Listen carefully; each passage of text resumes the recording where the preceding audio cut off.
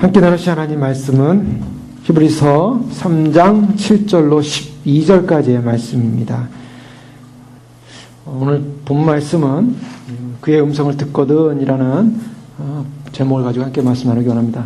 저희는 지난 시간에 예수님께서 모세보다 더 뛰어나시다, 탁월하시다 라는 히브리 기자의 그러한 증언을 통해서 우리가 예수 그리스도를 깊이 생각해야 된다라는 그런 말씀을 우리가 살펴봤습니다. 예수님과 모세의 공통점이 있었습니다. 그 공통점은 충성이었습니다. 그래서 모세는 성막, 하나님께서 맡기신 그 성막에서 충성했고, 예수님은 바로 성전을 지으신, 바로 하나님의 집을 지은 그러한 창조주로서 그분은 끝까지 아들로서 충성을 했다라는 그런 말씀을 살펴봤습니다. 그러면서 결론적으로 우리가 살펴봤던 것은 그리스도는 하나님의 집을 맡은 아들로서 그와 같이 하셨으니 우리가 소망의 확신과 자랑을 끝까지 굳게 잡고 있으면 우리는 그의 집이라. 여기서 우리가 끝까지 잡아야 될 것을 살펴봤습니다. 히브리 기자는 계속적으로 히브리서 1장과 2장을 거쳐서 예수님이 얼마나 위대한 분인가를 강조했습니다.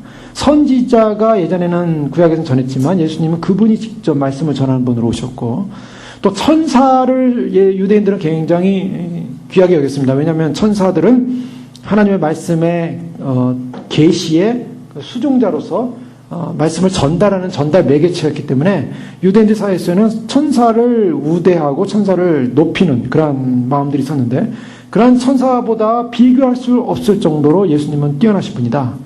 예수님은 천사보다 높으신 분이요, 또 친히 아들이 되시고 친히 이 육신이 되셔서 인간 구원을 해서 오신 분이시다. 그 부분을 굉장히 높이면서 강조했죠. 그래서 천사보다 뛰어나신 바로 예수님. 이제 모세보다 뛰어난 예수님을 강조하면서 오늘 본문 말씀은 7절부터 12절 또 계속되는 말씀은 모세와 관련해서 예수님이 얼마나 탁월한 분이신가를 설명하고, 그 다음에 이 모세의 사건을 비유해서 모세를 따랐던 이스라엘과 예수님을 따르는 이 백성의 공통점, 또 그 공통점 가운데 그 백성의 본질은 같기 때문에 모세를 따르던 백성들이 실수한 것을 오늘날 예수님을 따르는 백성들이 실수하면 안 된다는 것을 강력하게 경고하는 말씀이 오늘 본 말씀입니다. 히브리서는 이러한 경고의 말씀이 많이 등장하고 있습니다. 왜냐하면 당시 유대 그리스도인들은 굉장히 어려운 가운데 있었습니다. 육신적인 핍박도 받고 있었고 경제적인 어려움도 있었고, 그리고 동족들로부터는 그러한 소위 말해서 고립됨이 있었습니다. 그래서 자신들이 믿는 그리스도가 정말 확실한 분인가에 대한 의심을 갖기 시작했습니다. 그래서 예수님에 대한 의심이 일어나니까 그들은 다시 유대교로 회귀하는 회귀운동이 일어나기 시작했어요. 그래서 다시 토라로 돌아가자, 다시 유대교로 돌아가자, 그래서 다시 할례를 행하자, 다시 절기를 지키자, 다시 안식일을 행해야 된다. 이런 일종의 때와 시기와 절기와 안식일 이런 문제들이 나오기 시작했죠. 그래서 갈라디아서나 골로새서 보면 사도 바울이 그런 문제에 얽매이지 마라. 우리는 그런 걸로 인해서 지금 다시 돌아갈 존재가 아니다라는 걸 굉장히 강조하고 있죠. 그래서 유대교로 회귀하는 사건이 일어났어요. 왜냐? 너무나 힘들었기 때문에. 그래서 히브리 기자는 계속 이것을 강조하는 것입니다. 우리가 믿는 바 예수 그리스도가 어떤 분인가를 알아야 된다. 제대로 알지 못하면 우리가 큰일 난다. 이 굉장히 큰 경고를 하고 있는 겁니다. 그래서 히브리서는요, 보면 굉장히 무서운 경고들이 나오고 있습니다. 그 무서운 경고들을 우리는, 이거는 굉장히 겁주기한 경고구나 라고 생각하시면 안 됩니다. 이것은 왜냐하면 오늘 12절까지 봤는데요. 12절에 보면 뭐라고 합니까? 형제들아 그러죠. 형제들아 너희는 삼가. 여기 누굴 대상하냐면 믿지 않는 사람 대상하는 게 아닙니다. 불신자 대상하는 게 아닙니다. 바로 예수님을 믿고 따랐던 유대 그리스도인들, 당시의 교인들을 향하여 말하고 있는 거예요. 당시 교인들을 향하여 형제들아 라고 하면서, 형제들 하면서 뭘 말하냐면 하나님께서 떨어질까 염려하라 라고 말하고 있습니다. 자, 하나님께서 떨어지는 사람들이 있다니까 어떤 사람들이 형제들이에요. 그 형제들이 누구였습니까? 예수님 믿는 사람들. 여기서 굉장히 중요한 부분이 발견되어지죠. 히브리서는요, 우리가 잘 알고 있는 이신칭의적인 그런 믿음에서 좀 더 나가서 이신칭의를 가졌던 믿음의 사람들이 하나님 앞에서 바로 신앙을 갖지 못하면 하나님께 떨어질 수 있다는 가능성을 얘기하고 있어요. 그래서 많은 사람들이 여기서 혼란스러워합니다. 혼란스러워하는 이유는 그동안 오랫동안 교회 동안에 이것은 계속적으로 반복되는 혼란이었어요. 믿음으로 구원받는데 왜 떨어지냐? 이런 질문이 일어날 수 있고요. 믿음으로 구원받으면 떨어지지 않는다라는 분명한 이신칭의 확신에 대한 믿음이 있어야 됩니다. 저는 그것을 계속 강조했습니다. 에베소서에서 강조했고 우리가 믿음으로 구원받는다. 이 부분을 강조했습니다. 그러나 거기서만 딱 끝나서 안 된다는 거예요. 항상 이게 문제예요. 거기서 딱 잘라서 그것만 딱 우리가 믿음으로 구원받으니까 이제 안심 딱 하는 게 그동안의 모든 교회들의 그런 복음 외침이었어요. 많은 분들이 그래서 우리는 더 이상 믿음으로 구원받는 존재이기 때문에 그 다음이 뭡니까? 그 다음이 뭐냐면 때로는 죄를 짓고 때로는 연약하고 때로는 넘어지고 때로는 부족해도 된다라는 가능성을 열어놓는다는 것입니다. 근데 그 가능성을 열어놔야 되냐는 거죠. 질문에도 그 가능성을 열어놔야 되냐. 성경은 뭐라고 말하고 있냐. 성경으로 돌아서 보면 그 가능성에 대해서 성경은 경고한다는 거예요. 가능성을 열어놓지 말라는 거예요. 그래서 예를 들면 내가 예수님 믿음으로 구원받습니다. 믿음으로 구원받습니다. 어떤 행위로도 구원받지 못해요. 내가 아무리 예배를 드렸고 아무리 금식을 했고 아무리 율법을 지켰고 뭘 해도 뭐도 내가 한 행위로 구원받냐? 구원받지 못해요. 그걸로는. 왜? 예수님 믿음으로 구원받는 게 확실한 거예요. 근데 믿음으로 구원받는데 이 믿음으로 구원받는 확실한 믿음이 있다면 그 다음에 뭐냐면 나의 행위가 어떤 행위해야 되냐는 거죠. 이게 항상 연관되어 있습니다. 그래서 칭의와 성화는 연결됐다 그랬죠. 하나라 그랬습니다. 칭의만 있고 성화는 따로 옵션이 아니에요. 그냥 칭의 됐으면 무조건 성화가 이루어져야 돼요. 근데 성화가 이루어지지 않은 사람은 거꾸로 봐서 이 사람은 칭의되지 않았다고 보는 거예요. 그러니까 믿음으로 살지 않는 사람들은 저 사람은 예수 믿는 걸 제대로 안 믿는다고 보는 거죠. 제대로 믿음으로 안 사는 사람을 향하여 나는 믿습니다 라고 본인은 고백한다고 얘기하지만 우리가 객관적으로 볼 때는 믿는다고 고백하는 그 사람이 제대로 믿음대로 노력하고 믿음대로 살려고 하고 믿음대로 행위를 열매를 맺고 믿음대로 정말 자기를 변화시키고 자기의 죄 문제를 회복하려고 하고 그래서 믿음대로 주님 앞에 사는 그런 노력이 안 보이는 사람은 믿지 않는 사람이라는 거예요. 거꾸로. 그걸 확인할 수 있다는 것입니다. 그래서 칼빈은 그걸 계속 강조했어요.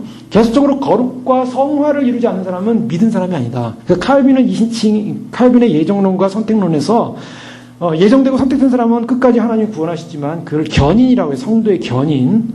그래서 저는 칼빈주의를 굉장히 강조합니다. 오늘날 이 칼빈주의가 왜곡이 됐는데 성도의 견인이에요. 견인됐기 때문에 사람들이 당시에 칼빈을 향해 이런 비난을 했어요. 야, 성도가 견인됐으면 무슨 짓을 해도 천국 가는데 그거 잘못된 거 아니냐. 왜냐하면 그 당시에는 이 카톨릭이 강했기 때문에.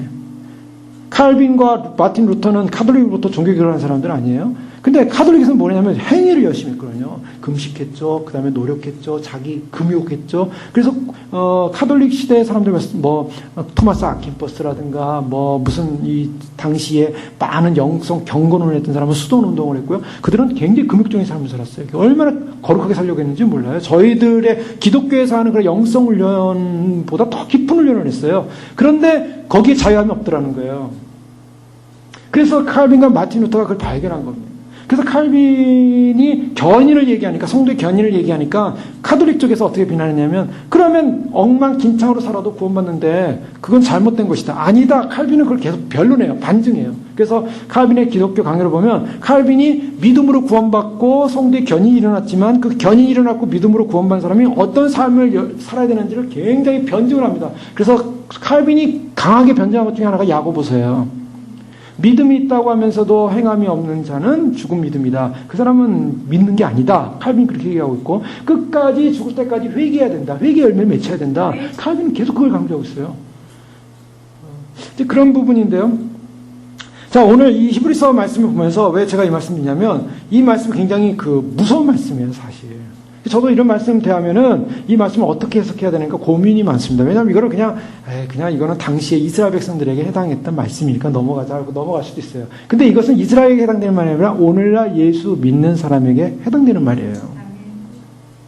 그러면 이것이 오늘날 우리에게 해당되는 말이 아니라면 성경에 왜 기록되어 있겠고, 왜 성경에서 형제들아라고 하겠어요? 자, 이것을 어떻게 보냐면 시편 95편을 통해서 이것을 인용했습니다. 오늘 성경 가지신 분은 그러므로라고 하면 7절 이하에부터 약간 이렇게 이 성경이 좀 작아졌죠? 그거 왜냐면 인용 구절이에요. 시편 95편에 보면 읽어보겠습니다. 오라 우리가 여호와께 노래하며 우리의 구원의 반석을 향하여 즐거이 외치자.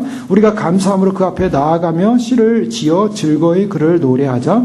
여호와는 크신 하나님이시여 모든 신들보다 크신 왕이시기 때문이로다. 땅의 깊은 곳이 그의 손 안에 있으며 산들의 높은 것도 그의 것이로다. 바다도 그의 것이라 그가 만드셨고 육지도 그의 손이 지으셨도다. 오라 우리가 굽혀 경배하며 우리를 지으신 여호와 앞에 무릎을 꿇자. 그는 우리의 하나님이시요 우리는 그가 기르시는 백성이요 그의 손이 돌보시는 양이기 때문이라. 너희가 오늘 그의 음성을 듣거든. 자, 여기서부터 너희가 오늘 그의 음성을, 시편 95편 7절의 마지막 부분에 너희가 오늘 그의 음성을 듣거든이 바로 오늘 히브리서 3장 7절에 성령이 이르신 바와 같이 오늘 너희가 그의 음성을 듣거든 하면서 똑같이 인용하고 있습니다. 그런데 약간 이제 히브리서에서는 약간 좀 바꿨죠. 그러나 같은 내용이에요. 8절, 시편 95편 8절에 보면 너희는 무리바에서와 같이 또 광야에서 마사에서 지냈던 날과 같이 너희 마음을 완악하게 하지 말지어다. 그때 너희 조상들이 내가 행한 일을 보고서도 나를 시험하고 조사했도다. 내가 40년 동안 그 세대로 말미암아 근심하여 이르기를 그들은 마음이 미혹된 백성이라 내 길을 알지 못한다 하였도다. 그러므로 내가 노하여 맹세하기를 그들은 내 안식에 들어오지 못하리라 하였도다. 여기서 시편 95편의 앞부분은 뭐냐면 우리가 여호와께 노래하며 구원의 반석을 향하여 즐거이 부르자. 하나님께 예배하자, 경배하자. 우리는 그의 백성이다. 우리는 그를 경배하며 무릎을 꿇자. 그는 우리 하나님이요 우리는 그의 백성이요 우리는 그의 돌보시는 양이다 라고 했어요. 이스라엘 백성들이 어떤 백성이냐? 하나님을 믿는 백성들은 양이고 하나님은 하나님이고 우리가 섬겨야 될 뿐이고 우리가 그 앞에 무릎을 꿇어야 된다라고 하면서 그러면서 뭐라냐면 너희가 오늘날 그의 음성을 듣거든. 자, 여기서 예배자의 모습과 이스라엘의 광야에서 하나님 앞에 하나님을 시험하고 하나님 앞에 대항했고 하나님을 근신시켰던 백성들이 이렇게 비교되고 있다는 거예요. 시편 95편에. 자, 이스라엘 백성들 어떤 백성이냐면 이스라엘 백성들은 참 축복받은 백성입니다. 그렇죠? 우리가 잘 알고 있는 대로 이스라엘 백성들은 하나님께서 아브라함을 통해서 이미 약속하신 아브라함의 민족적 자손일 뿐만 아니라 아브라함의 그러한 약속은 물론 오늘날 이제 믿는 모든 자손에까지 다 포함되는 건데요. 바닷가의 모래처럼 하늘의 별처럼 많아지겠다는 이러한 그런 아브라함의 축복이 흘러가지만 그러나 1차적으로 이스라엘 백성에게 흘러갑니다. 그래서 이스라엘 백성들은 하나님께 택함 받은 아브라함의 축복을 받은 존재였지만 그는 하나님의 축복받은 존재로 초청받았는데 불행하게도 이스라엘은 광야에서 실패한 민족이에요. 저희가 이스라엘이 가나안에 들어갔기 때문에 이스라엘은 성공했다라고 말할지 모르지만 성경에서 말하는 이스라엘은 어떤 이스라엘이냐면 실패한 이스라엘이라는 거예요. 가나안에 들어간 사람은 2사람이었어요. 여호수아 갈렙만 빼고 나머지 다 광야에서 죽었어요. 가나안에 못 들어갔어요. 자, 이것을 성경에서는 계속 경고하고 있다는 겁니다. 이걸 우리는 주목해야 됩니다. 왜냐하면 하나님 나라 들어가는 게 쉬운 게 아니라는 거예요. 그걸 성경은 말하고 있어요. 그들이 모세에 의해서 홍해바다를 건넜어요. 홍해바다는 우리가 신약에 와서는 세례를 받았다고 얘기하고 있습니다. 그리고 광야교회에 있었다 그래요. 광야교회도 있었어요. 그런데 가나안에 못 들어갔어요. 이게 이제 모델이에요. 이스라엘이 모델이라는 거예요. 성경은 이 부분을 드러내면서 우리가 구원받는 길이 그렇게 쉽지 않다라는 것을 간접적으로 설명할 뿐만 아니라 어떤 때는 직접적으로 경고해요. 히브리서 오늘 본문 말씀은 그걸 직접적으로 경고하는 겁니다. 이스라엘 백성들이 하나님의 초청을 받았음에도 불구하고 그들이 결국 불행한 존재가 된 이유가 뭐냐면 하나님을 기뻐하지 못했다는 거예요. 그리고 하나님께 감사하지 못했어요. 그리고 늘 하나님을 의심했어요. 그리고 그 결과가 뭐냐? 안식에 못 들어가고 광야에서 죽었더라. 상징적 모델, 이 구약적 사건은 항상 상징입니다. 신약에 와서 어떤 일이 벌어질 거라는 상징을 보여주고 있어요. 자, 왜 그랬는가? 뭐 이해는 될 만해요. 우리가 출애굽기나 신명기나 우리가 이스라엘 백성의 출애굽 사건 이유를 보면요, 좀 이해가 됩니다. 그리고 성경을 봐서는 좀 이해가 안 될지 모르겠지만 그 유튜브 같은 데 보면 이제 시내산 근처라든가 이스라엘 백성들이 이렇게 여정했던 광야 여정의 그 그림들이 나와요. 영상들 직접 가서 찍은 거. 그거 보면 이스라엘 백성들이 원망한 이유를 대충 느낄 수가 있어요. 아무것도 없어요. 뻘건 흙들, 그냥 사막, 물도 없어요. 먹을 것도 없어요. 그럼 100만이 넘는 그 이스라엘 백성이 나와가지고요, 뭐냐면 오직 하나님만 바라봐야 돼요. 이게 이제 어려운 거예요, 이게. 이스라엘 백성의 정체성은 뭐냐면 애굽에 있을 때는 자기들이 농사해서 그래도 먹고 살 수 있었어요. 자기 손에 잡히는 게 있었어요. 그런데 애굽을 딱 나오니까 그 다음부터 뭐냐면 자기 손에 잡히는 자기가 할 수 있는 게 아무것도 없어요. 먹고 사는 문제 자기가 할 수 있는 게 아무것도 없어요. 하나님만 바라봐야 돼요. 근데 이스라엘 사람들은 이게 어려웠던 거예요. 여기서 실패를 했어요. 왜냐면 이스라엘이다라고 했을 때는 이스라엘의 존재 가치는 뭐냐면 하나님의 백성이에요. 하나님의 양이에요. 하나님이 기르신다 그랬어요. 시편 95편에 그렇게 선언하고 있죠. 그러니까 이스라엘 백성은 하나님을 예배하는 존재예요. 그런데 그 이스라엘 백성이 광야에서 나왔을 때는 실패했더라는 거예요. 하나님만 바라보고 하나님께 예배하고 하나님만 의존해야 될 백성이 하나님만 보이지 않고 세상이 보였어요. 자기들의 생각이 빠졌어요. 그러니까 하나님을 향하여 뭐 하기 시작하냐면 현실적으로 만족이 되지 않음으로 말미암아 하나님을 신뢰하지 못하더라는 거예요. 그래서 불신이라는 것이 생겼습니다. 자, 우리가 볼 때는 불신이라는 것이 뭐 굉장한 불신처럼 느껴져요. 불신하면 하나님을 하나님 없다 무신론자처럼 하나님을 대적하고 하나님을 믿니 나를 믿겠다 하면서 막 이렇게 살아가는 사람들이 불신자처럼 보여져요. 그러나 성경에서는 뭐냐면 이스라엘이 하나님을 의존하고 하나님만 바라보고 가야 되는데 거기에 조금이라도 하나님에 대한 불만, 하나님에 대한 원망, 또 하나님께 대한 어떤 그런 마음의 불편함, 이것이 다 뭐냐? 불신이라고 얘기하고 있어요. 근데 이 불신이 결국 그들에게는 너무나 힘들었던 일이에요. 왜냐? 불안했기 때문이에요. 그러니까 인간에게 있어서 왜 하나님을 향하여 인간의 본성이 불신하게 되냐면 거기에는 다른 것이 아니라 불안이라는 요소가 다 찾아옵니다. 이 불안이 어떻게 오냐면 그들은 홍해바다가 갈라지는 것도 경험했어요. 그리고 애굽에서 나오기 전에 10가지 재앙이 애굽을 덮은 것을 하나님의 그런 심판이 임하는 걸 경험을 했습니다. 그럼에도 불구하고 그들이 하나님의 불기둥, 구름기둥을 경험하고 나왔어요. 그럼에도 불구하고 마음이 불안했던 거예요. 자, 이것이 굉장히 어려운 거죠. 믿음으로 하나님의 은혜를 받았음에도 불구하고 우리가 가만히 생각해 보세요. 하나님께서 우리를 구속하셔서 예수님을 믿게 하시고 예수님을 믿고 딱 살아오게 하시고 또 주님을 향해서 걸어가는 믿음 속에 하나님이 우리 인생 가운데 얼마나 많은 일 기적을 베푸시고 공급하시고 도우시고 하나님께서 역사하신 사건이 얼마나 많겠어요? 그런데 그 역사하신 사건을 눈으로 봤음에도 불구하고 그걸 잊어버리고 당장 눈앞에 있는 것이 현실적으로 만족이 되지 않으니까 불안해지니까 뭐냐면 자꾸 하나님을 향해 불신하게 되더라는 거예요. 이스라엘 백성들의 현실이 그거였어요. 그래서 그것 때문에 결국 하나님을 의지한다는 것 자체가 그들에게 힘든 일이었고, 그리고 그 현실의 어려움 때문에 결국 그들은 예측할 수 없는 미래, 불안함. 이들이 훈련받은 것은 오직 하나님을 믿어야만 했어요. 오직 하나님입니다. 광야에서의 그들의 삶은 오직 하나님을 믿는 것. 그리고 또 한 가지는 하나님께서 율법을 주셨죠. 시내산에서. 그 다음에 무엇을 했냐면 죄에 대해서 떠나는 거였습니다. 죄에 대해서 떠나는 것. 그래서 이스라엘 백성이 해야 될 정체성은 뭐냐? 그들은 오직 하나님만을 믿고 오직 자기들 안에 있는 죄로부터 떠나는 거였어요. 사실 율법이 주어진 이유로 우리가 로마서를 보면은 율법이 주어진 이유로 우리가 죄가 죄인 줄 알았다라고 성경은 말하고 있어요. 물론 양심 안에 죄를 깨닫는 그런 법을 주셨지만 웬만한 사람들이 그 양심의 법 가지고는 자기의 죄를 컨트롤 안 합니다.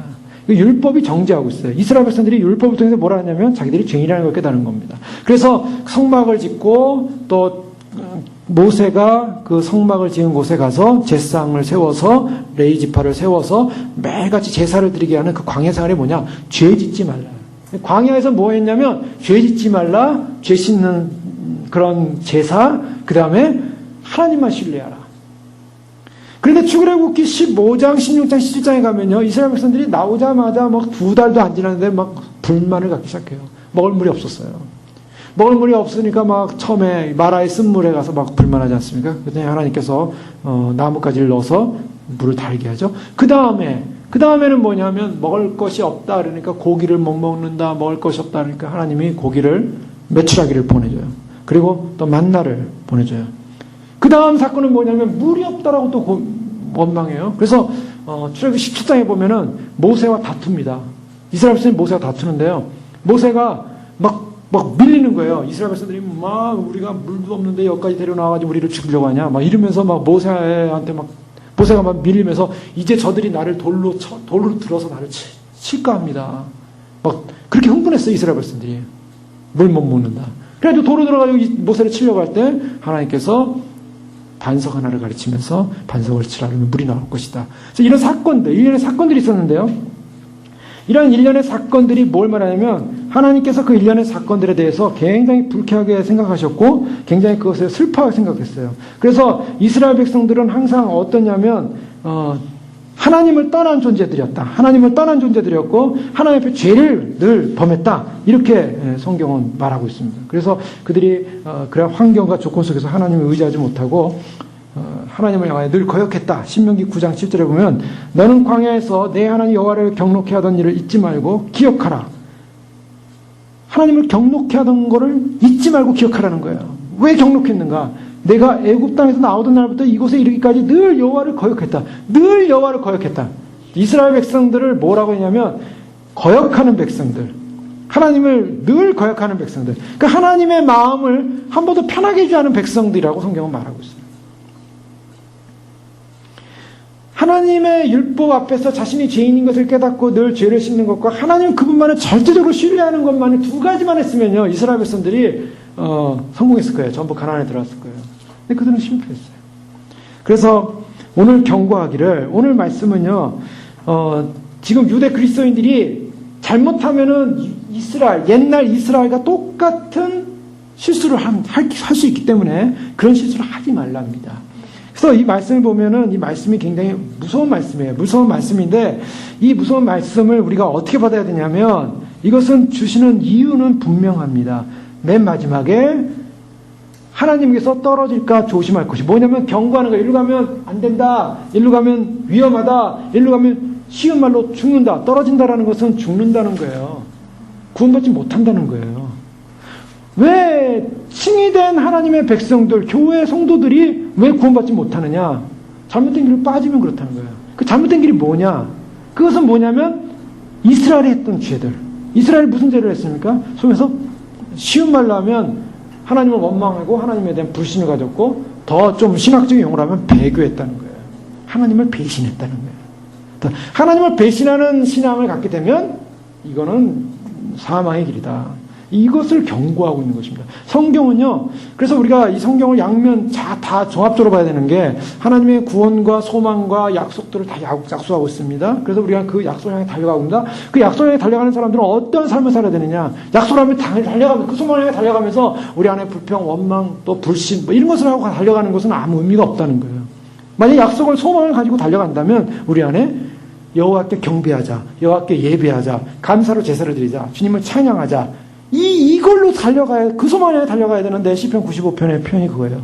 근데 여호와께 감사하고 찬양하고 예배하고 경배해야 될 대상이 불신과 원망과 불만과 또 이런 마음으로 간다면 벌써 이 길에서 놓쳐버린 거라는 거예요. 즉 이것은요 영적인 개념을 말씀하고 있습니다. 제가 그동안 많이 설교하면서 굉장히 강한 설교도 많이 했던 것을 제가 알고 있어요. 그 이유는 뭐냐면 경고예요. 왜 경고냐? 성경이 그걸 말하고 있기 때문에.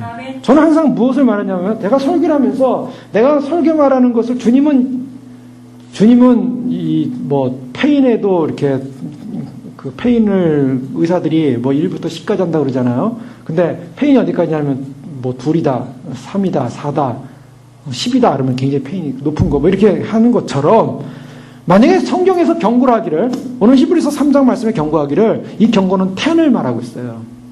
이게 뭐냐면 이것을 안 하면은 10까지 많이 가면은 이제 그 이상 더 이상 없는 거예요.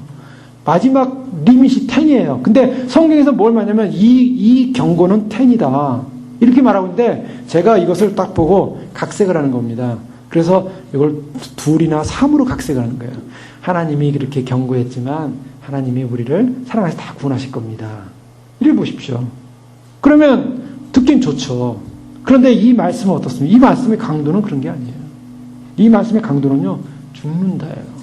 그러니까 무서운 거예요, 사실. 그래서 우리가, 이거는 영적인 현실이기 때문에 우리가 이 부분을 분명히 시켜야 됩니다. 그래서 때로는요, 굉장히 강하게 얘기하는 거예요. 우리가 주님을 믿고 주님을 의지하고 소망하며 간다고 했는데, 주님을 의지하고 소망하며 가는 백성들이 어떻게 가야 됩니까? 어떻게 가야 돼요? 그 주님을 소망하고 가는 백성들은요, 어떤 백성이요? 양이 돼야 되는 거예요. 순종하는 사람들이 돼야 되는 거예요. 그리고 정말 하나님 앞에서 자신의 죄가 뭔가를 자꾸 발견해 가야 되는 거예요. 그런데 우리는요, 어느 정도냐면, 인생은 어떠냐면, 내 죄가 드러나면요, 그 내 죄 문제를 가지고 내 죄로 삼지 않고요, 남의 죄라고 생각하고 하는 거예요. 그리고, 마음이 자꾸 하든되는 거예요, 하든. 마음이 자꾸 하든되면 어떻습니까? 마음이 정말 딱딱해지면요, 그다음부터 오는 것은 감사가 사라지죠. 예전에는 감사했는데 지금은 감사가 사라졌어요. 예전에는 찬양했는데 지금은 찬양이 사라졌어요. 예를 들면 그렇게 되면은 사람들의 마음이 점점 주님으로 또 멀어져 가기 때문에 절대로 그러면 안 된다. 절대로 우리는 주님 앞에 양으로서 가는 것이고 예배자로 가는 것이고 주님을 경배하는 사람으로 가는 것이고 바로 이것을 놓쳐서는 안 된다라는 것을 강조하고 있는 것입니다. 그래서 이 이스라엘 백성들은요, 그것을 이 믿음의 길 앞에, 이 시험 앞에서 결국 넘어졌어요. 이것은 경고입니다. 그래서 오늘 본문에 보면 그러므로라는 말을 표현하고 있어요. 이 그러므로라는 앞에 3장 1절에서 6절까지의 말씀의 토대 위에 바로 이 부분을 얻는 거예요. 그래서 이 부분을 얻고 또 한편으로는 그러므로라는 것은 결론입니다. 결론. 우리가 예수를 깊이 생각하자. 그리고 우리의 소망이 뭔가를 생각하자. 우리의 확신이 뭔가를 생각하자. 우리의 자랑이 뭔가를 생각하자. 여러분, 무슨 묵상을 하고 삽니까? 우리의 삶이 주님을 사랑하고 주님을 더 어떻게 사랑할까? 주님을 어떻게 더 깊이 알까? 또 주님 앞에서 내가 나의 죄된 모습을 어떻게, 오늘도 나의 죄된 모습이 뭔가를 발견하고 내가 어떻게 주님 안에서 주님에 대한 소망만을 가지고 막 달려가게 되면요. 우리가 끝까지 그 소망만을 달려가면 주님을 묵상하게 되면 우리는 곁길로 안 빠집니다. 근데 우리가 믿음 생활하면서 곁길로 빠질 수 있는 위험은 뭐냐면 주님을 바라보지 못할 때예요. 항상 그래요. 주님을 바라보지 못하면요, 항상 곁길로 가게 돼 있어요. 그래서 소망이 뭐냐? 오늘 성경에 보면 소망에 대해서 많이 말하고 있습니다. 하늘에 쌓아둔 소망. 고린도서 1장 5절에 너희를 왜 하늘에 쌓아둔 소망. 우리의 소망은 하늘에 있습니다. 여기 있지 않아요? 고린도서 1장 27절에도 보면 또 너희 안에 계신 그리스도니 영광의 소망이다. 우리 예수님은 영광의 소망이에요. 예수님 묵상하고 예수님 바라볼 때 내 안에 영광의 소망이 넘쳐나게 돼요. 그리고 산소망, 우리를 거듭나게 해서 산소망, 베드로전서 1장 3절에, 그리고 주님이 다시 오시는 소망, 디도서 2장 13절에 복스러운 소망과 우리의 크신 하나님 구주 예수 그리스도의 영광이 나타나심을 기다리게 하셨습니다. 우리의 소망은 어디냐면 바로 주님 오시는 그 소망, 그걸 붙잡고 하는 거예요. 그래서 날마다 주님 오시옵소서, 주님 기다립니다, 주님 사모합니다. 그래서 주님 앞에서 주님 오실 때 어떻게 설 것인가. 그래서 베드로는 3장 15절에는 베드로는 이렇게 얘기해요. 너희 마음에 그리스도를 주로 삼아 거룩하게 하고 너희 속에 있는 소망에 관한 이유를 묻는 자에게 대답할 것을 항상 예비하되 온유와 두려움을 하고. 여기 뭐라고 해요? 항상 뭘 예비하라고요? 소망에 관한 이유. 너희가 그리스도를 주로 삼아 너희를 거룩하게 하래요. 거룩하게 하고 그 다음에 소망에 관한 이유를 묻는 자에게 대답할 것을 예비하래요. 자, 우리가 소망이 충만하면요, 우리가 그 소망에 관한 이유, 당신은 무슨 소망으로 삽니까? 나의 소망은요, 주님 오시는 그 소망이에요. 그것을 예비하래요. 온유와 두려움으로 예비하래요. 그러니까 우리가 예비하고 있어야 돼요. 그래서 우리가 믿는 이 믿음, 주님 오심에 대한 믿음. 저는 환난전 휴거를 계속적으로 강조해왔고 증거해왔습니다. 휴거는 단 한 번뿐이라고 증거해왔고요. 자, 환난전 휴거. 이것은요, 성경 전체를 통해서 보여주는 구원사의 흐름이라는 거였어요. 주님은 반드시 구원과 그 다음에 심판. 항상 그랬어요. 이스라엘 백성들을 택한 자 구원하시고, 택한 자 선택하시고, 택한 자 선별하시고, 그 다음에 심판이라는 거예요. 심판이라고 하는 것은요, 이것은 우리가 생각할 때, 심판 중에 환난받기, 연단받기가 아니에요. 심판은 심판이에요. 그래서 요한계시록 보면 심판이에요. 그 심판 가운데, 물론 마지막 자녀 추수가 일어날 수도 있겠지만, 그러나 주님은 성경을 보세요. 롯이 소돔성에 나올 때 롯을 소돔성에 다 끌어낸 다음에 심판 유황불이 임하는 거거든요. 그게 심판의 모델이에요. 노아 시대와 같다. 노아 시대 노아의 가족이 다 들어가고서 문이 꽝 닫힌 다음에 그 다음에 비가 쏟아지는 거예요. 구원받을 백성을 주님께서 선택하시고 심판이 임하는 거예요. 그래서 노아의 방주는 뜨잖아요. 노아의 방주는 뜨고 사람들은 수장도 죽는다고. 이게 하늘과 땅의 분리. 그래서 이거를 듀얼리즘이라고 해요. 신학에서는. 그래서 요한계시록은 이 듀얼리즘을 말하고 있어요. 듀얼은 뭐냐면 요한계시록을 보세요. 읽어보세요. 그러면 사도 요한이 지상에 있다가 어디 보니까 하늘을 봐요. 천상을 봐요. 천상에서는 노래하고 춤추는데 땅에서는 저주받았다고 얘기하고 있어요. 그 기억나십니까? 요한계시록 보시면요, 하늘에서는 복되고 찬송하고 영광 돌리는데 땅에 있는 자는 화 있을진저. 그 땅과 하늘을 구별해요. 이걸 듀얼리즘이라고 해요. 그래서 이것이 양쪽 시각에 하늘에 있는 자와 땅에 있는 자.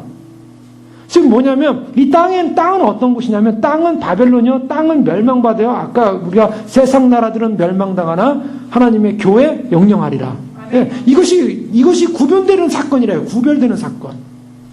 그렇기 때문에 주님을 믿고 주님 모시고 소망하는 백성들은요, 주님 모시기 전에 주님이 신부들을 데려가시고 그 다음에 이 땅에 심판의 역사가 일어나는 거예요. 근데 그 역사가 역사적으로 뭐라냐? 적그리스도 시대라고 했어요. 적그리스도 시대라는 이건 단순한 말의 시대가 아니에요. 마귀가 장악하는 시대예요.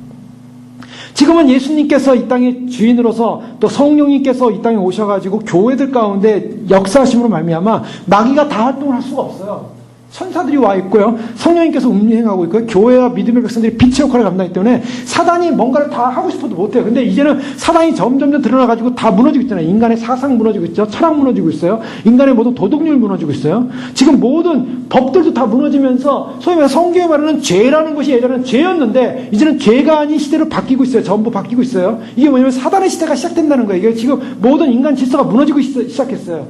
인간 질서가 무너지는 것은 여기만 있는 게 아니에요. 과학 세계, 그 다음에 자연 세계, 모든 게 다 무너지고 있다고. 이 무너지고 있다는 건 뭐냐면 사단의 시대가 온다는 거예요. 하나님은 질서의 하나님이요. 그 질서의 하나님이 온 우주를 지금 주관해 왔는데 그 온 우주 주관했던 이 지구 땅덩이마저도 이제는 질서가 무너지는 거꾸로 된 시대가 돼버렸어요. 이건 뭘 말하냐면 마귀가 이제 자기 시대가 된다는 걸 나타내고 있는 거예요. 그래서 그 자기 시대가 드러나기 전에 휴거가 일어나고 적그리스도 시대가 나타나면 적그리스도가 뭘 해요? 불법하는 자. 그래서 그가 온갖 표적과 기적을 통해 사람들을 다 미혹시킨다 그랬어요. 그리고 거짓의 영을 보낸다 그랬어요. 아마 휴거나고 적그리스도 시대 되면 사람들이 전부 다 그 적그리스도가 메시아인 걸로 생각하고 아니면 그들의 구세주나 지도자의 우리를 인도할 지도자 생각하고 전부 따르게 돼 있는 거예요. 왜? 그 영에 사로잡히기 때문에. 무서운 시대가 오는 거예요. 이거는 영적인 문제예요. 지금 우리가 볼 때 그냥 눈으로 보기에는 아무것도 아닌 것 같지만 영적인 세계가 흘러가고 있다고요. 그래서 주님께서 지금 말씀을 통해서 성령을 통해서 우리를 알고 깨닫게 하시고 준비하게 하시고 예비케 하시고 그 나라를 그 소망을 놓치지 못하게끔 주님께서 계속 예수 그리스도를 묵상하고 생각하라. 우리의 소망은 거기 있습니다. 그래서 우리가 주님을 계속 생각하고 묵상하고 주님에 대한 그 열정과 소망을 계속 가지고 가는 것이 우리가 사는 방법이지. 우리가 땅을 바라보면 어떻습니까? 땅 바라보면 반드시 우리 입에서 뭐가 나옵니까? 원망 나오게 됐어요. 땅 바라보면 반드시 불신 나오게 됐어요. 땅 바라보면 반드시 불안 나오게 됐어요. 불안이라는 마음이 심령에 생기면 그때부터 하나님에 대한 믿음이 사라져요. 여러분 경험해보지 않았습니까? 여러분 만약 가정의 물질이 어떻다고 생각하십시오. 아니면 가정의 건강의 문제가 생겼다고 생각하십시오. 어떤 문제가 생겼다고 생각해보세요. 근데요, 예전에는 우리가 믿음이 좋아서 주님만을 바라봤는데 어떤 문제가 생기면요, 그 문제가 생길 때 그 문제로 인해서 그 문제가 크게 느껴지면요, 그 다음부터 하나님에 대한 믿음이 더 충만해지십니까? 아니면 하나님에 대한 믿음이 약해지십니까? 우리는 금방 경험할 수 있어요. 하나님에 대한 우리의 믿음이 약해진다는 걸 경험해요. 왜요? 그만큼 인간은 약해요. 그 때문에 주님께서 무엇을 말하냐면 계속 예수 그리스도를 묵상하고 그분의 성품과 그분의 뜻과 그분이 이루실 것과 그분의 나라와 그분이 이루실 영광스러운 그 미래적 소망에 대해서 계속 놓치지 말 것. 그분이 어떤 분인가를 놓치지 말라는 거예요. 유대 그리스도인들이 그들이 예수님을 믿다가 잠깐 고난이 오고 환란이 오고 어려움이 오니까 예수님을 바라보는 초점을 놓쳐버렸어요. 그러니까 어떻게 됩니까? 현실의 눈을 돌리면서 그들은 현실의 눈을 돌면서 자신이 믿는 그 예수님에 대한 소망의 줄을 놓쳐버리는 거예요. 놓쳐버렸기 때문에 떨어져 나갔다 그래요. 예수님을 소망의 줄을 딱 잡고 있다가 그분만 바라보고 가야 되는데 그분을 놓쳐버리니까 볼 아웃 됐다 그래요. 떨어질까 염려하라. 떨어진다는 거예요. 주님을 바라보는 그 소망에서 떨어지는 순간 그것을 뭐냐면 그것이 바로 구원 문제와 연관이 있을 수가 있다는 거예요. 저희가 악한 마음 품고 결국 안식에 들어오지 못하였느니라. 안식이 뭡니까? 여기서 이 안식이라는 것은요, 성경에서 안식이라고 할 때 안식이 뭡니까? 가나안을 말해요. 가나안은 뭘 말해요? 우리가 세상 떠나서 주님 앞에 가면은 주님 앞에 간 사람들을 뭐라 그래요? 안식에 들어갔다 그래요. 안식은 주님 나라밖에 없어요. 지옥은 안식이 없어요. 지옥은 잠도 못 자요. 쉬지 않고 불에서 고통당한다 그랬잖아요. 거기는 안식이 없어요. 여러분 집에 가셔서 이제 오늘 저녁에 누우실 때 이런 생각해 보세요. 이 육체가 지금 쉬고 누울 수 있다는 이 축복의 특권이 얼마나 위대한가. 여러분 몸이 아프고 힘들면 누워서 쉴 수가 있잖아요. 지옥은 그것이 없대요.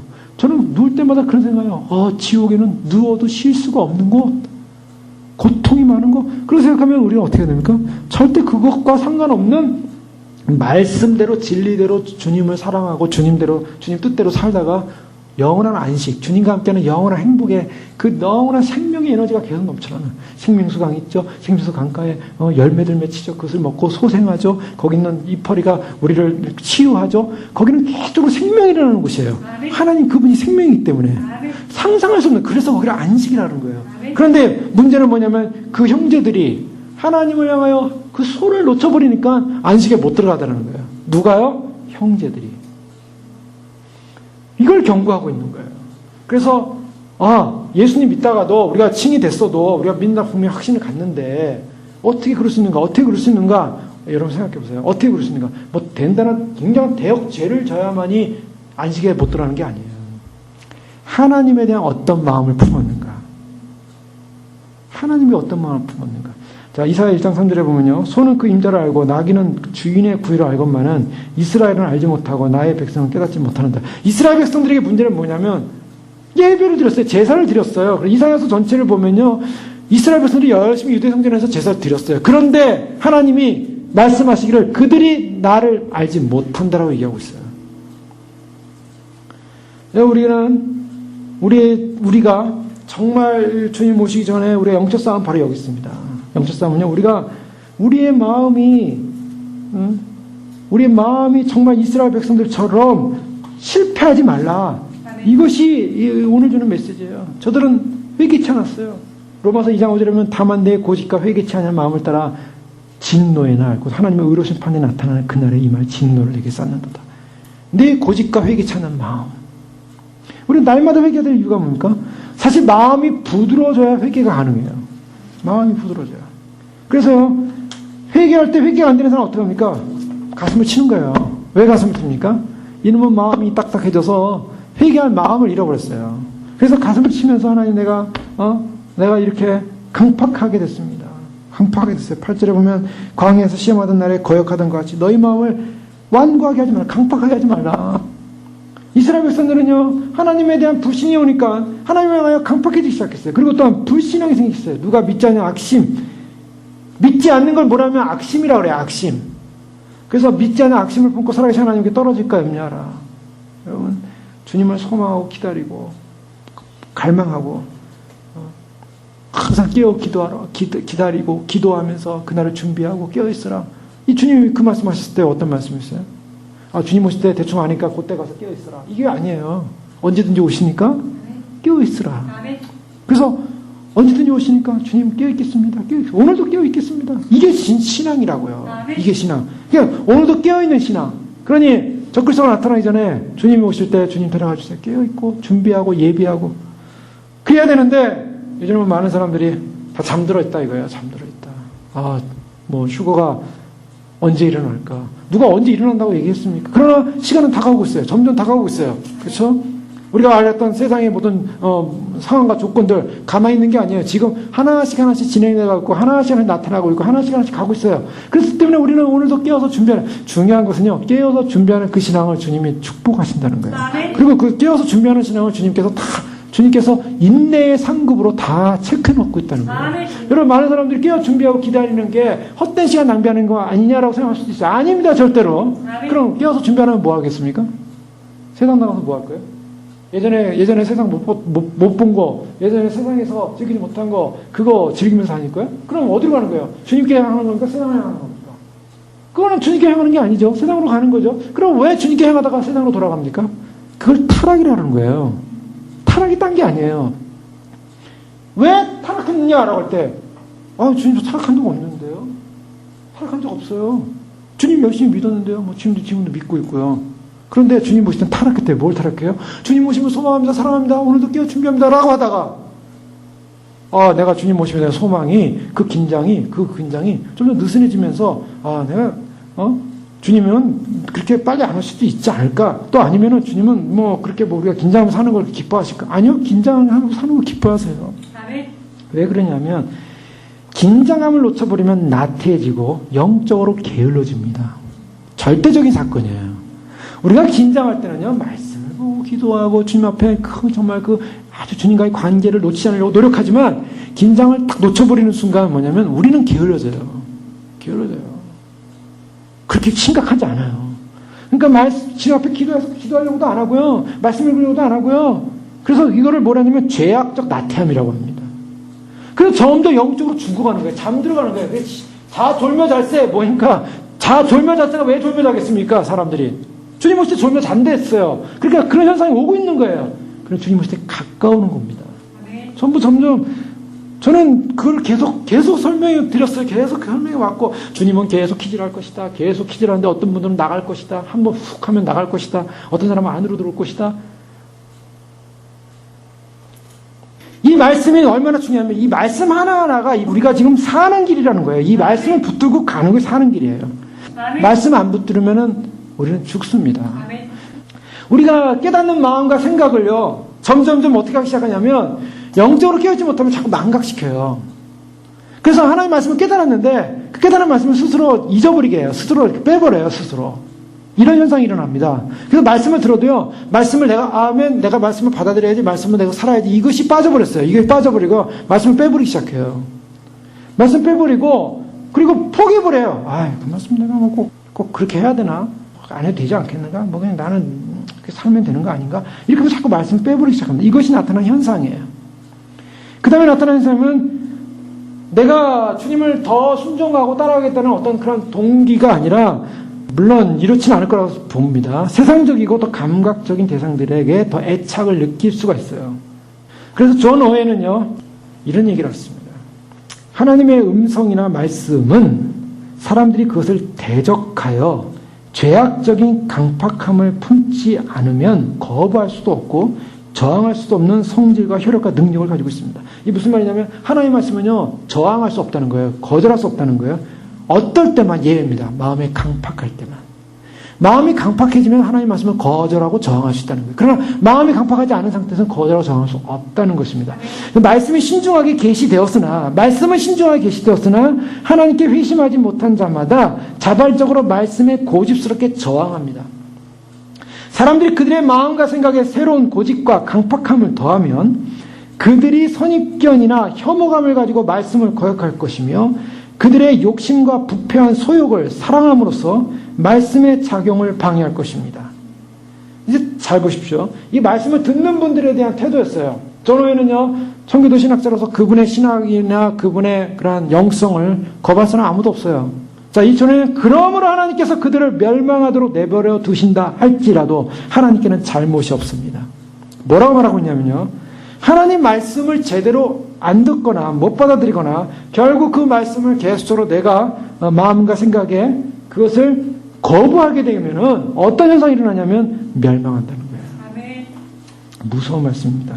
자, 이것이 바로 오늘 시브리서 3장 7절에서 말씀하시는 바예요. 성령이 말하고 있다는 거예요. 성령이 이르신 바와 같이 이 말은요. 오늘날 교회에 성령이 말씀하시는 거예요. 요한계시록도 보면 성령이 말씀하실 때 이 성령이 말씀하신다는 것은 굉장한 권위를 두고 말하는 것입니다. 이 사람의 말이 아니라는 거예요. 인간의 말이 아니라는 거예요. 인간의 생각도 아니라는 거예요. 성령이 말하고 있어요. 성령이 뭐라고 말하냐면 오늘 너희가 그의 음성을 듣거든 광야에서 시험하던 날에 거역하던 것 같이 너희 마음을 완고하게 강팍하게 하지 말라.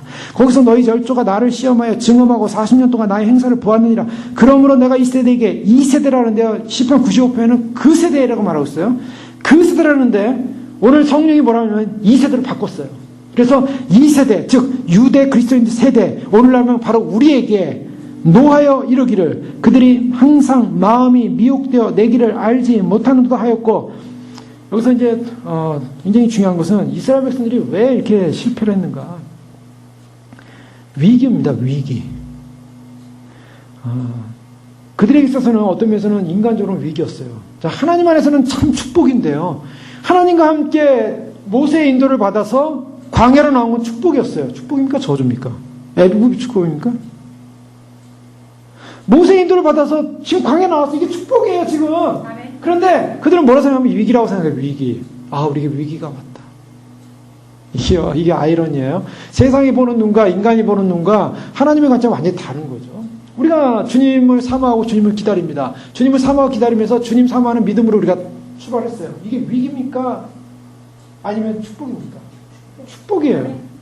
이거 위기 아니에요. 우리 인생 위기야. 내가 예수님 오신 걸 믿었기 때문에 이건 뭔가 내가 잘못된 길에 와 있는 거 아니에요. 축복입니다. 믿으시기 바랍니다. 이것이 내가 주님 믿는 이 이 자리에 왔다는 것 자체가 얼마나 위대한 축복인지 몰라요.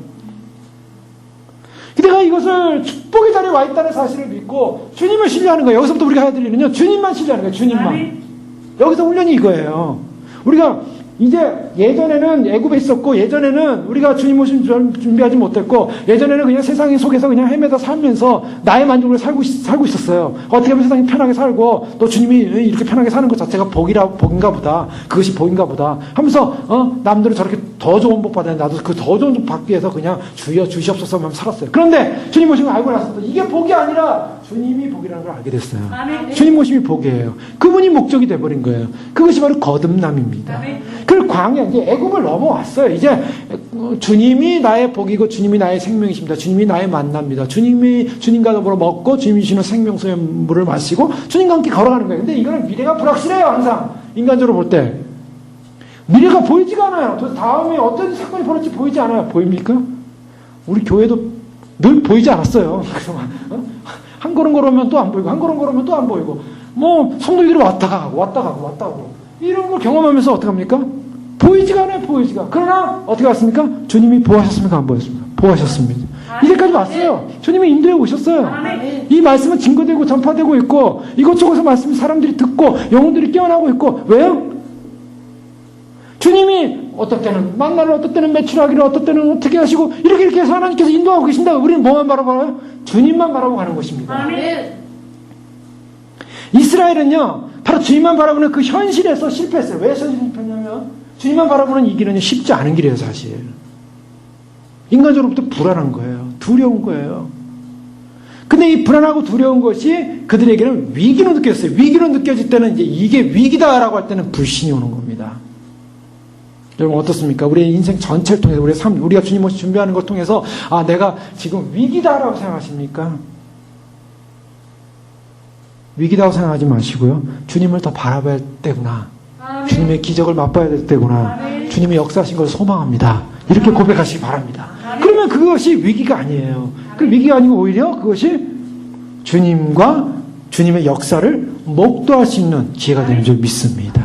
주님은 똑같이 응답해 주세요. 그들이 위기 속에서 원망하면서 부르짖으나 아니면은 거기서 원망하지 않고 주님만 신뢰한다고 주님만 바라보나. 주님이 굶기시겠습니까? 주님이 죽이시겠습니까? 어떠시겠습니까? 이스라엘 백성을 외국에 끌어내신 주님께서 광야로 인도하셨어요. 거기서 죽이시려고 끌어내셨습니까? 주님은 다 계획을 하고 계세요.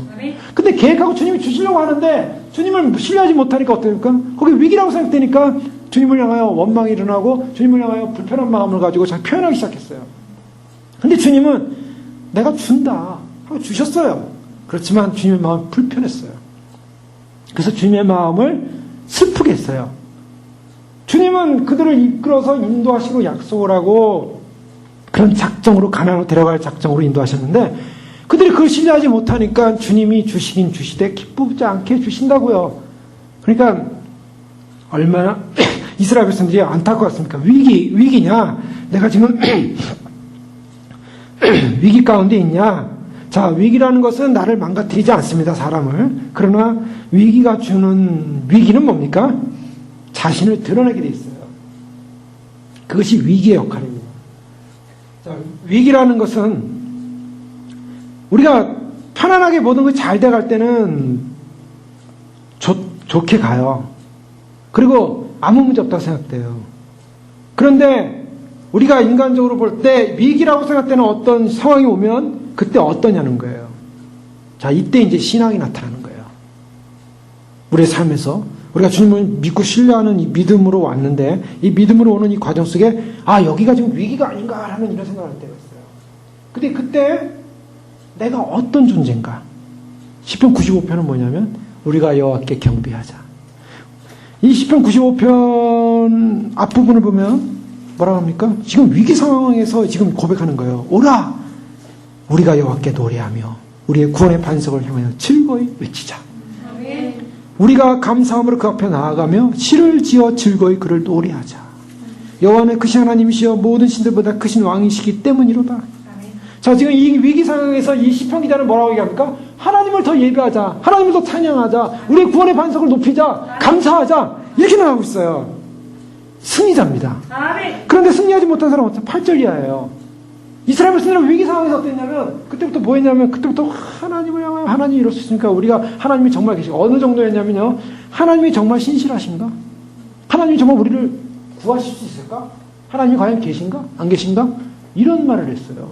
하나님이 하나님의 존재 자체를 시험하는 이 시험을 하나님은 굉장히 괘씸하게 여기신 겁니다.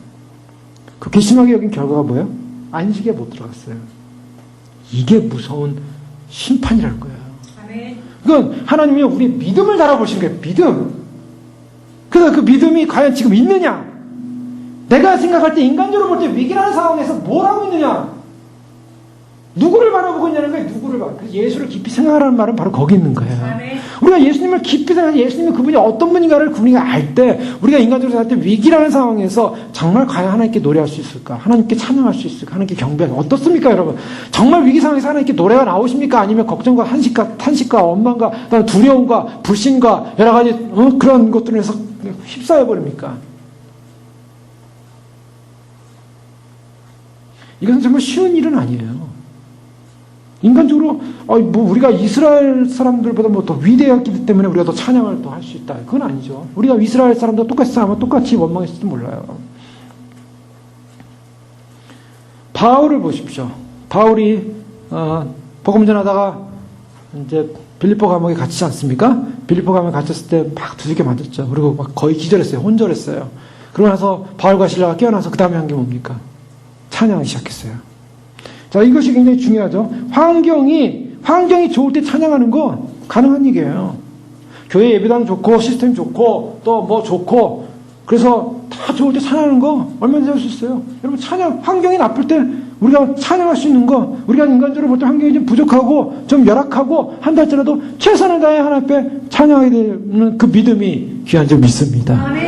우리가 좀 부족하더라도 우리가 좀 뭐 이렇게 서툴더라도 찬양을 최선을 다하는 거예요. 우리는 한 명이 부르든 10명이 부르든 뭐 5명이 부르든 우리가 주님 앞에 최선을 다해 하나님 앞에 우리의 영과 혼을 다해 찬양한다면요, 하나님 기뻐하시는 겁니다. 아멘.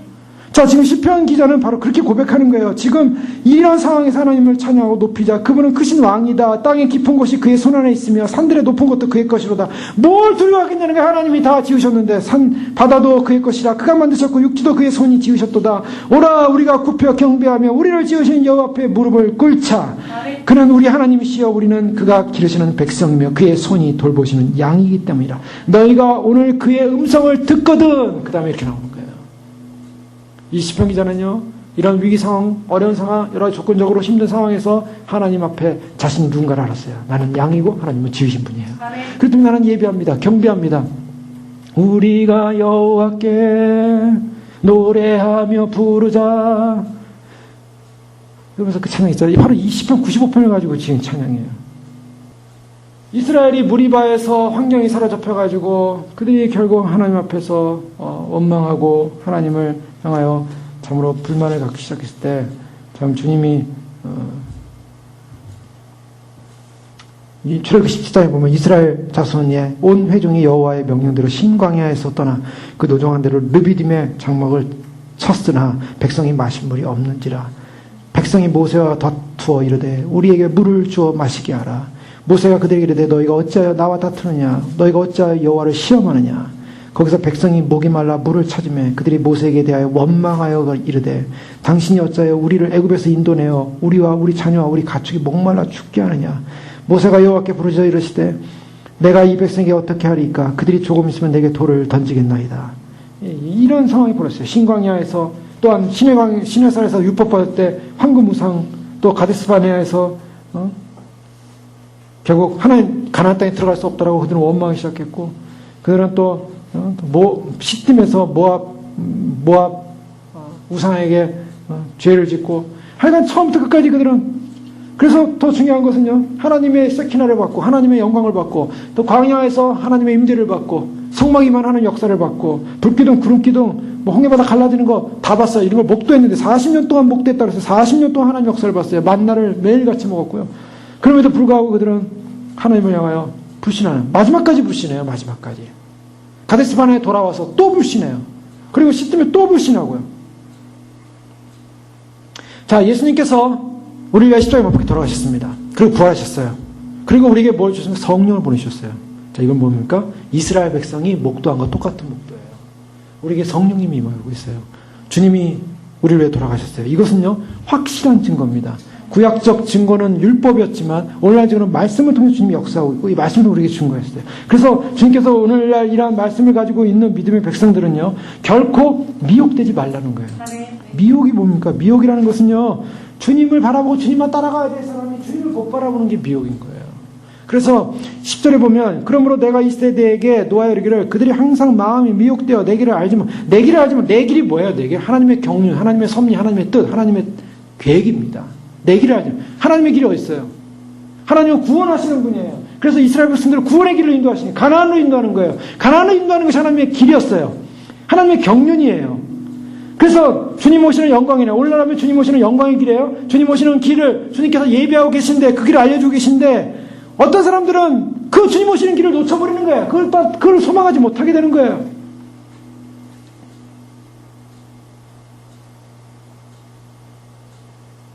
그래서 그런 소망을 가지 못하고 그 길을 알지 못하는 백성들은 결국 어떻게 한 바? 맹세한 바 그들은 내 안식에 들어오지 못하리라. 형제들아 하면서요, 너희는 삼가 혹 너희 중에 누가 믿지 아니하는 악한 마음을 품고 살아계신 하나님께서 떨어질까 조심하라. 이것이 바로 경고입니다. 형제들아, 믿음의 가족들입니다. 그래서 결코 떨어지면 안 된다. 출애굽기 19장 8절에는 백성들이 응답하여 가로되 여호와의 명하신 대로 우리가 다 행하리이다. 다 행하려 했는데 그들은 다 행하지 않았어요.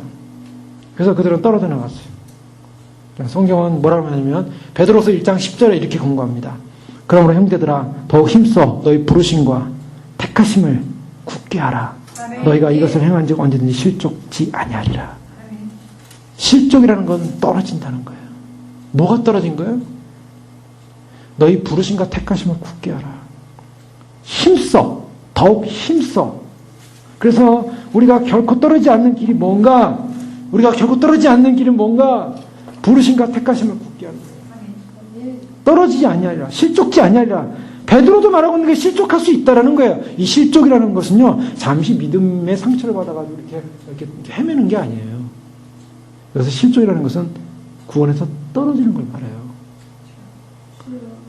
구원에서 떨어진다고요. 왜요? 하나님 주신 목도했던 경험이 많아요. 오히려 주님 오심을 믿지 않았으면 더 나을 뻔했어요. 주님 오신다는 귀한 복음의 소식도 안 들었으면 더 좋을 뻔했어요. 그런 소식 듣고 아멘 안 했으면 더 좋을 뻔했어요. 그런데요, 다 주님 오심의 소식을 알고 우리가 준비한다고 하고 우리가 예배한다고 하면서 그렇게 가는 그 소망의 길이, 그 열정이, 그 소망이, 그 주님을 향해 달려가는 그 믿음이 우리를 하여금 점점 어떻게 돼요? 점점 주님에 대한 소망이 사라지고 현실을 보면서 우리의 삶을 보면서 우리 인생을 보면서 내 자신을 보면서 자기 죄성 가운데 빠져서 결국 주님의 말씀은 들리지 않고 하나님의 말씀도 들리지 않고 하나님 나라의 영광의 소망도 들리지 않고 그 길을 가야 되는 그 소망을 놓쳐버리고 뭐 하기 시작합니까? 불평, 원망. 누굴 원망해요? 왜 원망합니까? 뭐가 불만이고 뭐가 안 됐고 뭐가 원망. 이게 뭐예요? 이게 바로 이스라엘 백성이 한 일이에요. 그런 사람이 그 사람들에게 주어진 결론이 뭐냐? 안식에 못 들어간대. 이게 무슨 말씀이에요? 제가 이 말을요 더 세게 더 풀어서 지금 설교할 수 있어요.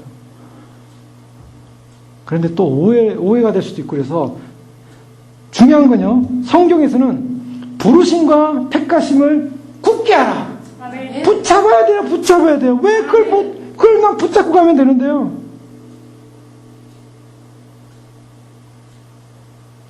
붙잡으면 누굴 붙잡으라는 겁니까? 주님 붙잡으라는 거예요. 주님만 붙잡고 가면 돼요. 마지막 가는 길은요, 이건 사실 누가 책임져 주지 못해요. 저는요, 정말 많은 분들이 여기 왔다 가고, 우리가 경험하잖아요. 많은 분들이 왔다 가요. 그분들 다 쫓아오면 책임져 줄 수가 없어요, 솔직히. 그들은 기도를 합니다. 기도하지만은 다 책임져서 본인들이 책임져 가야 돼요, 정말. 끝까지 가야 돼요. 나는 갈 수 있도록 저는 길을 안내하고 이 길입니다. 이 길로 가야 됩니다. 이 길로 가야 됩니다. 이 길입니다. 같이 가십시오. 같이 가야 됩니다. 저는 같이 가야 된다고 얘기했어요. 그게 제가 할 수 있는 게 다예요. 그게 할 수 있는 게 다예요. 같이 가야 돼요. 뭐예요? 뭘 같이 가는 게 뭘? 저를 믿으라는 게 아니에요. 제가 무슨 교주예요? 저를 믿고 가자는 게 아니에요. 지금 제가 전하는 주님 오심, 그거 믿고 가자는 거예요. 아멘. 주님 오심 믿고 가자고요. 그거. 우리 그거 왔잖아요. 그거만 가지고 왔잖아요. 그걸로 출발했잖아요. 그걸로 가잖아요. 근데 그게 위기입니까?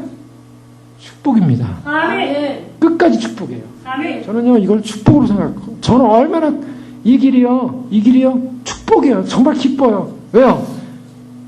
말씀을 보고, 말씀을 묵상하고, 말씀을 연구하면서, 그 말씀 한 편을 전하기 위해서 책을 이 책 보고 저 책 보고 묵상하면서 주님 오신다는 그 성경에 숨겨져 있는 그 신학적 계시들이 얼마나 많은지 몰라요. 그것을 보면서, 아, 주님 말씀이 이걸 통해서 우리에게 이걸 알려주시는구나.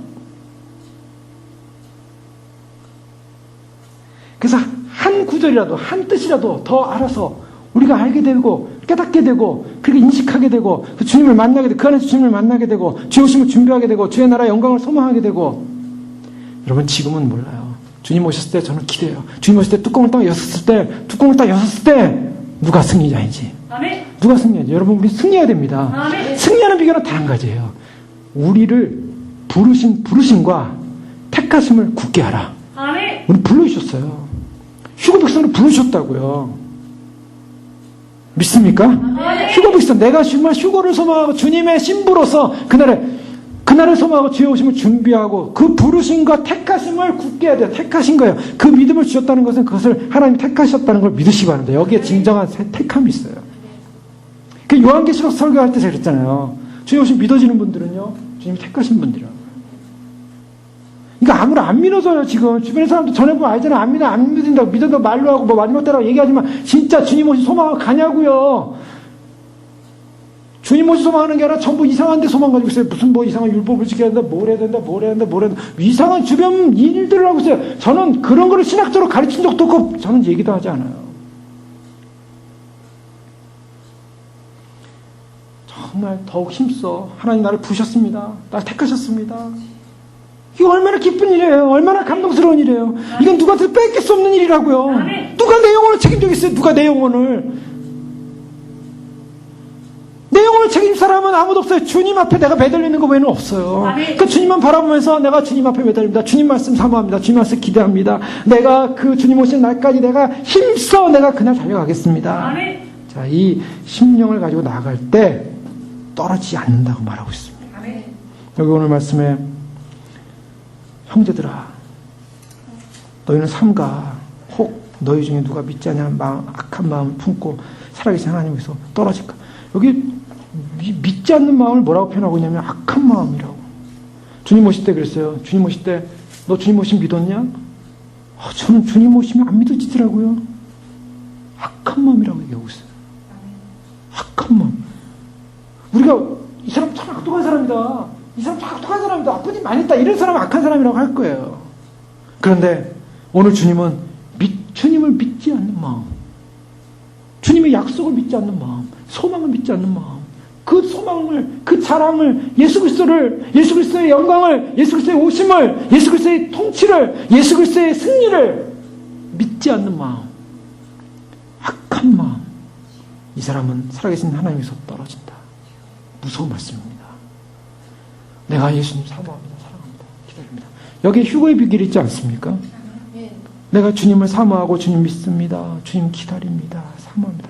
지금 그렇게 가기도 바쁘고 지금 그렇게 시간이 없어요. 그냥 주님 우리가 그동안 달려온 믿음의 길을요. 여기서 그냥 우리가 뒤로 물러갈 수도 없는 거고 뭐 옆길로 갈 수도 없고 그런 것도 없어요. 우리가 주님 맞이하는 길은 오직 한 길입니다. 외길입니다. 주님 소망하면서 우리가 최선을 다해서, 그렇다고 우리가 세상을 다 팽개치고 사는 거 아니잖아요.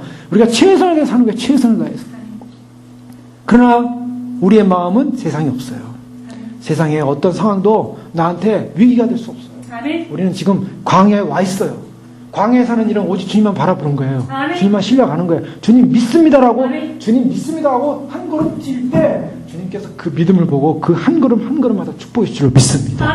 그리고 한 걸음 믿고 나갈 때 주님은 이미 예배해 놓으셨어요. 우리의 삶, 우리의 인생, 우리의 모든 것 예배해 놓으셨고 거기를 보호하시고 지금 지켜주시고 인도하실 것입니다. 그리고 우리가 해야 될 일은요, 우리 안에 있는 죄 문제, 이 죄 문제. 하나님, 내가 정말 주님 앞에 너무나 부족합니다. 아직도 멀었습니다. 아직도 죄인입니다. 아직도 성화가 필요합니다. 이 죄 문제를 가지고 계속 주 앞에 고백하면서 가야 돼요. 왜요? 의롭게 됐지만, 칭이 됐고 주님은 거룩함을 입었어요. 거룩한 백성이 됐어요. 이미 법적인 선언 끝났어요. 그러면 그런 사람답게 우리가 살기에 가만히 보니까 또 죄에 죽었지만 죄의 송장이 남아서 냄새를 풍기고 있거든요. 그러니까 그의 죄의 송장이 냄새를 풍기는 것에 자꾸 귀를 기울이면서 자꾸 끌려가면 안 된다고요. 그걸 이겨야 된다고. 육신이 있는 동안은. 주님 오실 때까지. 그래서 내가 거룩함을 위하여 계속 노력해야 됩니다. 그래서 우리가 싸워야 될 것은요, 분명한 주님이 부르셨다는 확신, 그 약속에 대한, 선택에 대한 확신, 그 다음에 내가 거룩하기 위해서, 죄를 씻기 위해서 노력하는 그 믿음의 열정, 그 점에 달려가고 끝까지 붙잡아야 됩니다. 놓치지 마십시오. 끝까지 붙잡으십시오. 그래야지 주님이 오시는 날 그의 집이라. 그래서 인내로서 결국 구원을 이루게 될 것입니다. 기도하겠습니다. 시간 기도할 때 우리가 계속적으로 쭉 기도하겠습니다. 주님, 정말 주님이 우리를 부르신 것은 위대한 것입니다. 지금까지 지사님들 믿음의 여정 속에 참으로 어려움도 있었고 고난도 있었고 또 여러 가지 힘든 분도 없지 않아 있었겠지만 그러나 잘 인내해 오셨습니다. 이 인내해 오신 믿음의 길, 처음 시작한 거 마지막까지 끝까지 우리가 승리하여 붙잡게 될 줄로 믿습니다. 참으로 주님, 이 처음 시작한 거 놓치지 않고 달려가게 하시고, 처음 시작한 거 정말 끝까지 주님 오실 때까지 승리하는 그 시간 얼마 남지 않았습니다. 주님, 믿음으로 달려가게 축복하여 주시옵소서. 우리를 택하신 주님, 우리를 택하셨습니다. 예수 사랑교회 참으로 택하셔서 보내주셨습니다. 이건 우리가 한 것도 아니고 우리 인간의 생각도 된 것도 아니에요. 그러나 주님이 성령님을 통해서 우리를 보내주셨고 말씀으로 무장시켰어요. 그동안 4년, 이제 좀만 지나면 4년이 돼가고 있습니다. 주의 오심을 증거한 지 주님께서 이 복된 시간들을 주셨습니다. 광야의 40년 이스라엘 백성들은 실패했지만 그러나 우리가 주님 오심의 이 40년 4년 주님, 우리는 그날 승리자로 갈렙과 여호사처럼 믿음으로 들어갈 줄 믿습니다. 들어가게 해주시옵소서. 승리케 하여 주시옵소서. 끝까지 붙이게 하여 주시옵소서. 주여로 기도하겠습니다. 주여, 주여, 주여. 아버지 하나님 믿습니다. 감사합니다. 이제까지 왔습니다. 주여, 왔습니다. 참으로 주님 끝까지 달려가게 해주시옵소서. 아버지 하나님 참으로 주님, 주님의 나라와 주의 영광과 주의 말씀과 진리 가운데 아버지 하나님 참으로 달려오는 믿음의 길입니다.